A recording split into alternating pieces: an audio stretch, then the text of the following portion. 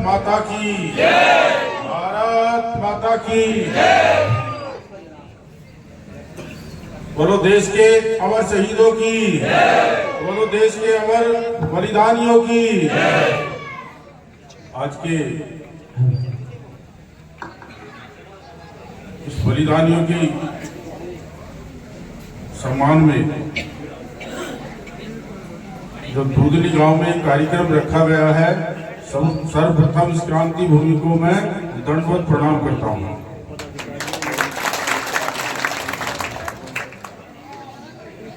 कुछ भूमि का टुकड़ा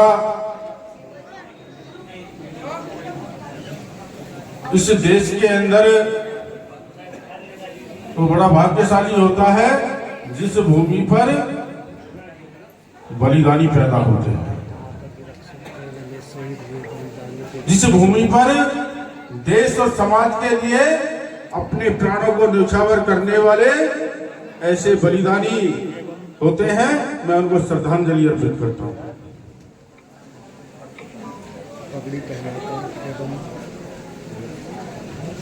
क्योंकि देश का इतिहास रहा है और इस भारत माता का,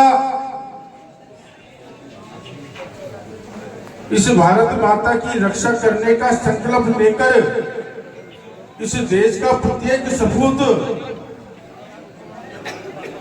संकल्प लेकर निकलता है कि मेरा जीवन और मेरा मरण केवल भारत माता के लिए ही है और उस भारत माता के लिए देश के अन्य कोने से भी इस देश की अस्मिता, भारत माता की रक्षा के लिए अपने प्राणों को न्यौछावर करने वाली भूमि है।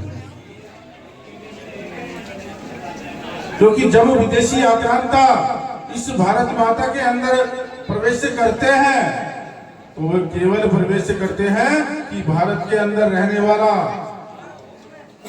हिंदू समाज उसको समाप्त करने के लिए वो संकल्प लेकर निकलते हैं। वो चाहे औरंगजेब के रूप में रहा हो, चाहे बाबर के रूप में रहा हो, चाहे हुमायूं के रूप में रहा हो, और जिस प्रकार में प्रवेश करते हैं तो भारत का योद्धा भी उनसे लोहा लेने के लिए और पीछे हटने के लिए तैयार नहीं होगा। उन्होंने अपने जीवन को भारत माता की भूमि के लिए लगा दिया कि ऐसे विदेशी आक्रांताओं का सामना कौन करेगा, तो भारत माता की सपूत करेगा। और ऐसे वीर सपूतों के लिए अनेक जगह बलिदानियों के मेले लगते हैं, अनेक जगह इस देश की रक्षा करने वाले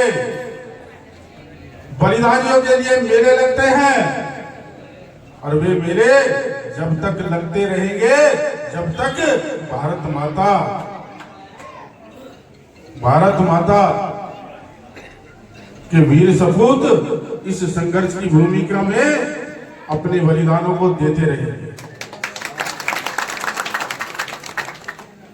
संघर्ष का जब विषय आता है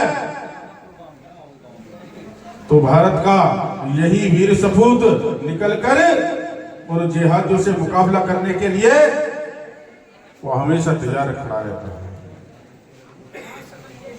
आज भी जिस प्रकार का वातावरण वो चाहे नागपुर के अंदर रहा हो, वो एक लास्ट तैयारी है और लास्ट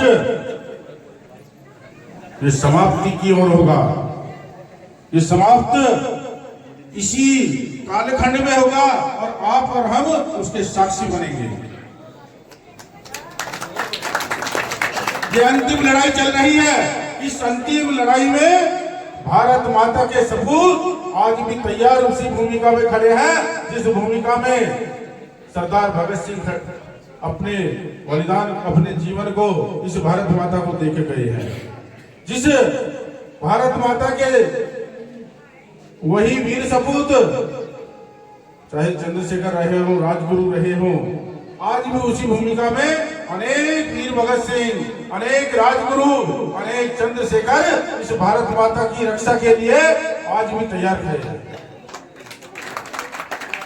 और मेरा केवल एक ही निवेदन है के लिए हम सबको हमेशा तैयार रहना चाहिए। और तब तक जो भूमि हम इस भारत माता के विदेशी आक्रांताओं के द्वारा जो टुकड़े किए गए, और जब तक खंडित भारत माता को अखंड नहीं कर देंगे, संघर्ष से हिंदू समाज कभी पीछे नहीं हटा। वो चाहे राम जन्मभूमि का विषय रहा हो, 500 वर्षों तक संघर्ष के बाद विजय किसकी हुई? विजय हिंदू समाज की हुई। तब 2024 में जब 22 जनवरी को अयोध्या के अंदर प्रभु श्री राम जी के मंदिर की प्राण प्रतिष्ठा होती है, तो उस 500 वर्षों का संघर्ष उस दिन पूर्ण होता है। उसे पूर्ण करने के लिए अनेक लड़ाई लड़ी गई। तो बलिदान देने से भारत माता का सपूत ना पहले पीछे रहा, ना आज पीछे रहेगा, ना आगे पीछे रहेगा। केवल एक ही निवेदन है कि संघर्ष, ये आखिरी संघर्ष चल रहा है, इस संघर्ष में भी विजय किसकी होगी? वो भारत माता के सपूतों की विजय होगी। वो भारत माता के लिए संघर्ष करने वाले योद्धाओं की विजय होगी। इस विजय में साक्षी हम और आप बनेंगे। केवल मेरा यही निवेदन है कि भारत माता की रक्षा के लिए जिस प्रकार गुरु गोविंद सिंह अपने चारों पुत्रों को भारत माता की रक्षा के लिए दीवार में चिनवा कर और भारत माता के लिए बलिदान कर दिए गए, उसी लिए आज हमें भी उसी भूमिका में तैयार रहना होगा। और जब भारत का युवा तैयार होगा तो भारत माता अखंड बनाने से कोई नहीं रोक सकता। मेरा केवल यही निवेदन है कि बजरंग दल और विश्व हिंदू परिषद जिस कार्य के लिए निकला है, समाज के जागरण के लिए इस संगठन की स्थापना हुई है। समाज के बीच में जाकर वो जागरण का काम करता है। समाज के बीच में जाकर युवा तरुणाई को बजरंग दल से जोड़कर और भारत माता की रक्षा के लिए तैयार करता है। उस तैयारी में बजरंग दल से आप भी जुड़कर और विश्व हिंदू परिषद के कार्यकर्ता के रूप में आप भी उसी भूमिका में भारत माता की रक्षा का संकल्प लेकर और हिंदू समाज की रक्षा के लिए, मठ और मंदिरों की रक्षा के लिए, देश के अंदर गाय की रक्षा के लिए, देश के अंदर कोई धर्मांतरण ना हो, उस धर्मांतरण को रोकने के लिए आप सबको विश्व हिंदू परिषद और बजरंग दल के साथ जुड़कर भारत माता का संकल्प लेकर बलिदानियों को सच्ची श्रद्धांजलि वही होगी जब हम भारत माता की रक्षा का संकल्प लेकर और बजरंग दल विश्व हिंदू परिषद के कार्यकर्ता के रूप में काम करेंगे। मेरा केवल यही निवेदन है, बोलो भारत माता की, भारत माता की जय श्री राम। ये